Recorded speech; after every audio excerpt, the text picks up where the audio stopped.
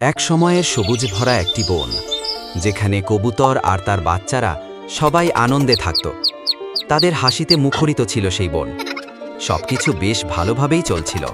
কবুতরটি প্রতিদিন নদী থেকে জল এনে গাছের ডালে ডালে দিত, যাতে গাছগুলো সতেজ থাকতে পারে এবং প্রাণবন্ত থাকে।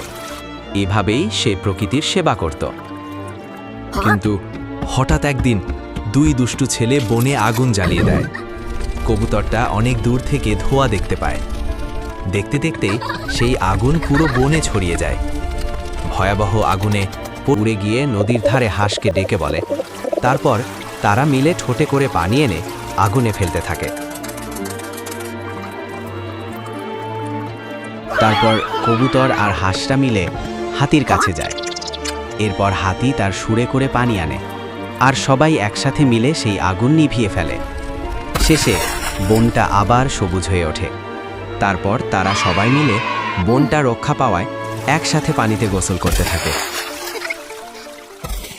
এই গল্পে দুটো মেসেজ রয়েছে। এক, ভুল যদি মানুষ করে, শোধরাতে পারে প্রাণীরা, যদি তারা ভালোবাসায় এক থাকে। দুই, একটা ছোট্ট সাহস পুরো পৃথিবী বদলে দিতে পারে।